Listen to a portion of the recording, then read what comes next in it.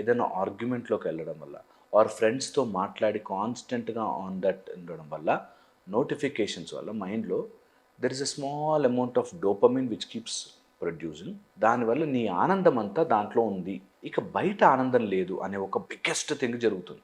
Okay. ఇది fundamental. Second వచ్చేసి focus మొత్తం డ్యామేజ్ అయిపోతుంది.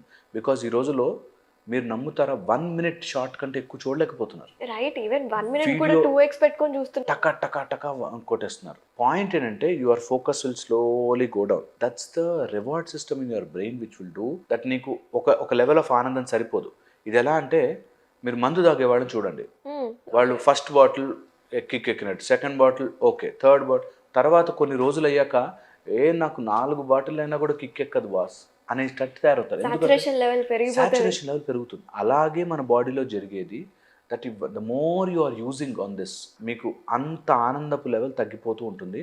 సో నీకు కొంచెం ఆనందం రావడానికి అంత కష్టపడాలి. సో అప్పుడు బుక్ ఇంట్రెస్టింగ్ అనిపించదు, ఫ్రెండ్స్తో మాట్లాడడం ఇంట్రెస్టింగ్ అనిపించదు.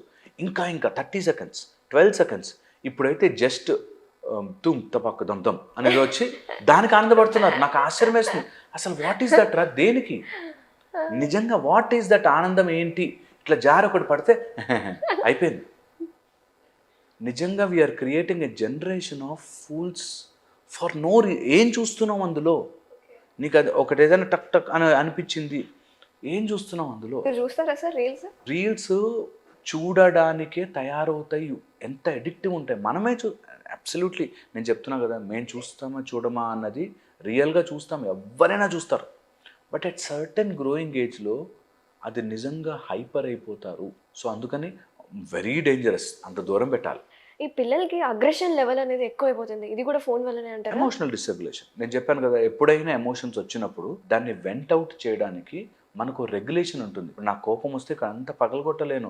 అమ్మో జైల్లో వేస్తారేమో, అమ్మో గొడవ పడతారేమో, నాకు ఏదైనా ప్రాబ్లం అయితే మళ్ళీ చాలా కష్టం అవుతుందేమో, మనకు ఉంటుంది రెగ్యులేషన్. ఇక్కడ మాట్లాడచ్చు, ఇక్కడ మాట్లాడకూడదు, మా నాన్నతో ఒకలా మాట్లాడాలి, టీచర్తో అనే రెగ్యులేషన్ మన బ్రెయిన్లో ఉంటుంది. అది ఈ ఫోన్లు చూడడం వల్ల రెగ్యులేషన్ పోయి, కోపం వచ్చిందా నా ఇష్టం వచ్చినట్టు చేస్తాను, భయం వేసిందా నా ఇష్టం వచ్చినట్టు చేస్తాను. దేర్ ఆర్ పీపుల్ చిన్న ఈ ఫోన్లు చూసి ఎడిక్ట్ అయ్యి చిన్న మన నార్మల్ కాలింగ్ బెల్ సౌండ్ వచ్చినా భయపడిపోతారు అబ్బాయి. అలాగా ఫోన్ చూసి వాడి ఫీడ్లో అన్ని అవే వస్తాయి. ఇప్పుడు నా వీడియో ఒకటి చూస్తే అన్ని నా సజెషన్స్ వచ్చినట్టు వాడి ఫీడ్లో అన్ని దెయ్యాలు, తర్వాత ఎక్కడో హాంటెడ్ హౌసెస్ అని చూస్తారు కొంతమంది. అందులో ఏమైతే అన్ని హాంటెడ్గా వస్తాయి, ఇక్కడ వచ్చినట్టు, ఇక్కడ దెయ్యాలు కనిపించినట్టు, జాంబీస్ వచ్చినట్టు. సో దానివల్ల పీపుల్ ఆర్ కాన్స్టెంట్లీ అదే చూసి వాడికి ఇక్కడ ఎవరో కూర్చున్నారు, ఎవరో చూస్తున్నారు. నిజంగా అలా వస్తాయి. That is how your brain creates. అది అబ్నార్మల్ కాదు, బ్రెయిన్ పనే అది. నీకు ఏది చూస్తుంటావో దాన్ని పదే తయారు చేస్తున్నావు. నువ్వు రోజు క్రికెట్ చూస్తున్నావు అనుకో, క్రికెట్ గురించే ఫీడ్స్ వస్తాయి. నీ మైండ్లో కూడా క్రికెట్ గురించే వస్తుంది, ఇలా కొట్టుండాల్సింది, ఇలా ఆడుండాల్సింది అని అనిపిస్తుంది. సో దట్స్ వై ఫోన్ని నీ రియల్ లైఫ్లోకి ఎంత దూరం ఉంచుతుంది. మేము ప్రాక్టీస్ చేస్తాం అది. మేము సాధన చేసే టైంలో కూడా, లేదా మామూలుగా ఉండే టైంలో కూడా we will say phone is ½ an hour time only. లేకపోతే చిన్న ఫోన్ ఒకటి పెట్టుకుంటాం. అండ్ దేని ఫోన్ దానికే. ఇప్పుడు మీడియా వాటికి సంబంధించిన ఫోన్ ఒకటి, దాన్ని ముట్టుకునే టైం వేరే. మామూలు కాల్స్, నాకు హాస్పిటల్కి వెళ్ళే కాల్స్, వాటికి separate phones. So that I know that ఈ ఫోన్ వస్తుంది, నన్ను గుంజుకెళ్ళిపోతుంది లోపలికి. ఒకసారి ఫేస్బుక్ లేకపోతే ఇంకోటి ఏదైనా ఓపెన్ చేస్తే అందులోకి వెళ్ళిపోతాము. ఒకవేళ నిజంగా ఎవరికైనా డిజిటల్లీ చేయాలనిపిస్తే ఫోన్లలోనే ఉండి, కొంతమంది వర్కే స్క్రీన్ మీద వర్క్ ఉంటుందని వాళ్ళకి నేను చాలా ఇంపార్టెంట్ సజెషన్ చేస్తాను. Number 1, it should give you knowledge. ఈరోజు వెళ్ళి కూర్చుంటే ఆ వీడియోలు అన్నీ చూసాక నాకు ఏమొచ్చింది అంటే నీకు అట్లీస్ట్ ఒక 10 పాయింట్లు రావాలి. Okay, knowledge. సెకండ్ వచ్చేసి రియల్ హ్యాపీనెస్ వితౌట్ నీ అలా డల్గా అయిపోయి నీ హార్ట్ బీట్ పెరగకుండా వచ్చే వితౌట్ హ్యాపీనెస్ వద్దు. ఫర్ ఎగ్జాంపుల్, నువ్వు దాంట్లో ఏదైనా ఏరోబిక్స్ చూసావు, జంపింగ్, హిట్టింగ్, రన్నింగ్, డ్యాన్స్ చేసావు. Running, dancing is good. So dance కానీ నువ్వు చేస్తే నువ్వు కూర్చుని ఫీల్ అవ్వకూడదు. సో నీ హార్ట్ బీట్ పెరిగి నువ్వు జంప్ చేసి ఫిజికల్ యాక్టివిటీ పెరిగేటట్టుంటే ప్లీజ్ యూజ్ యువర్ ఫోన్. నేను చాలా మందికి సజెస్ట్ చేస్తాను. థర్డ్ వెరీ ఇంపార్టెంట్ పాయింట్, నీ ఈ బ్యాడ్ హ్యాబిట్ని ఒక గుడ్ హ్యాబిట్కి లింక్ చేయి. ఫర్ ఎగ్జాంపుల్, నీకు ఫోన్ చూడాలి అని ఉంది, ట్రెడ్మిల్ మీద జాగ్ చేస్తూ చూడు. So link your bad habit with a good habit. అలాగా మీకు ఫోన్ ఎడిక్షన్ అవ్వదు. At the same time with phone addiction you become healthier. So అలా లింక్ చేసుకుంటే చాలా చాలా బెనిఫిషియల్ ఉంటుంది. ఆర్ గివ్ అంటే నాట్ ఎవ్రీ టైం, అంటే అది కూడా అవాయిడ్ చేయడం మంచిదే కదా. We have to focus on మన. రోజులు అవాయిడ్ చేయలేమన్నా. నేను అంటుందేనంటే మనకు మోస్ట్ ఆఫ్ ఇట్ ఫోన్లోనే ఉంది కాబట్టి, ఫోన్ లేకుండా బ్రతకలేము కాబట్టి ఇట్లా you can connect it so that మనకు వచ్చిన ఇది phone is a greatest gift of the mankind. ఎక్కడితో వాళ్ళతోనో కనెక్ట్ అవ్వచ్చు, ఎంతైనా చేయొచ్చు. మన వీడియోలు కూడా ఫోన్లలోనే చూస్తారు. ఎస్. సో నేనేమంటున్నా అంటే connect it with a positive thing so that life will be more beautiful and beneficial. నేను చెప్తున్నాను కదా, ప్రతి పాజిటివ్ దానికి ఒక నెగిటివిటీ ఉంటుంది. ఫైర్ కనిపెట్టినప్పుడు కూడా ఇలా భయపడి ఉంటారు, అమ్మో ఇంకేముంది ప్రపంచం కాలిపోతుంది అని. బట్ దాన్ని మనం యూజ్ యూస్ చేసుకోవాలి. చేసే పద్ధతి.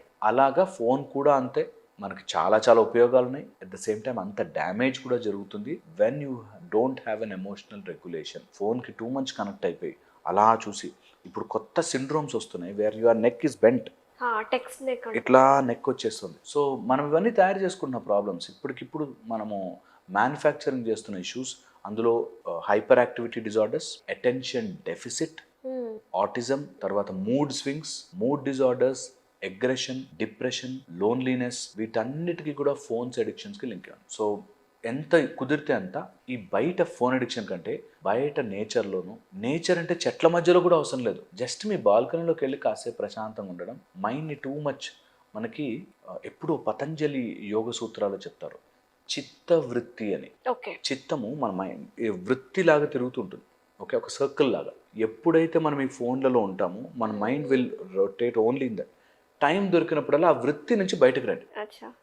దట్ సర్కిల్ ఆఫ్, మీరు గమనించండి, ఒక 10 నిమిషాలు ఫోన్ లేకపోతే అని చూసి ఫోన్ చేస్తాం, ఆటోమేటిక్గా వెళ్ళిపోతుంది అది. నేను కూడా ఒక్కొక్కసారి నేను చదివేటప్పుడు కొంచెం ఆవలింతలు వస్తుంటాయి కదా, చదివేటప్పుడు బుక్ ఓపెన్ చేసి చదివేటప్పుడు ఒక్కొక్కసారి నిద్ర వస్తుంది. సో కొంచెం సేపు ఫోన్ చూద్దాం, ఏదైనా యాక్టివ్ చేసుకుందాము అని అట్లా అనిపిస్తుంది. ఫోన్ చూసేటప్పుడు మళ్ళీ దాంట్లోనే కొంచెం 5 minutes కాస్త 15 minutes అయిపోతుంది. Half an hour.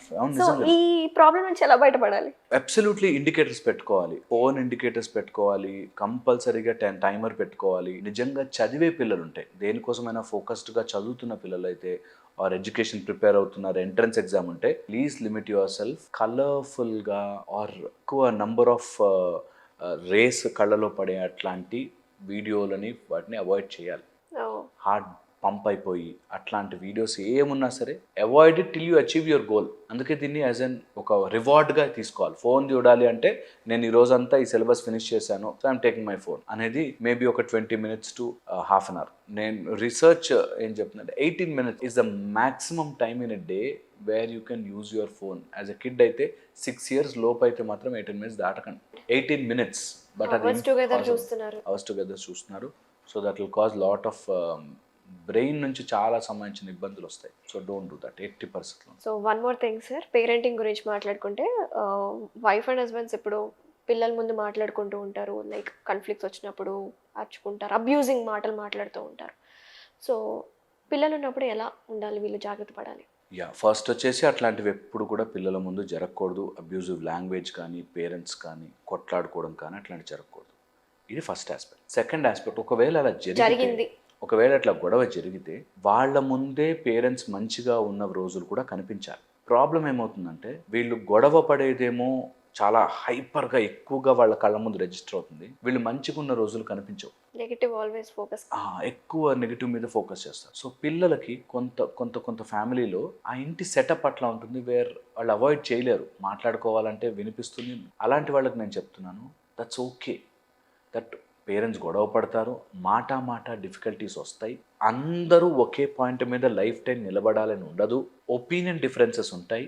అమ్మకు ఒక ఒపీనియన్, నాన్నకు ఒక ఒపీనియన్ ఉండొచ్చు, మేము ఒపీనియన్తో ఫైట్ చెయ్యొచ్చు, కానీ మనుషుల మధ్యలో మాకు వైవిధ్యం లేదు. ఇది పిల్లలకి నేర్పించాలి. ఈ రోజులో ఏం చేస్తున్నారంటే వాళ్ళ ముందు గొడవ పడకూడదు కాబట్టి బయటికి వెళ్ళి గొడవ పడుతున్నారు. నేనేమంటా, మీరు గొడవ పడుతున్నప్పుడు కూడా ఒకళ్ళనొకళ్ళని డ్యామేజ్ చేసుకున్నట్టు గొడవ పడద్దు. గొడవ ఆన్ ద పాయింట్.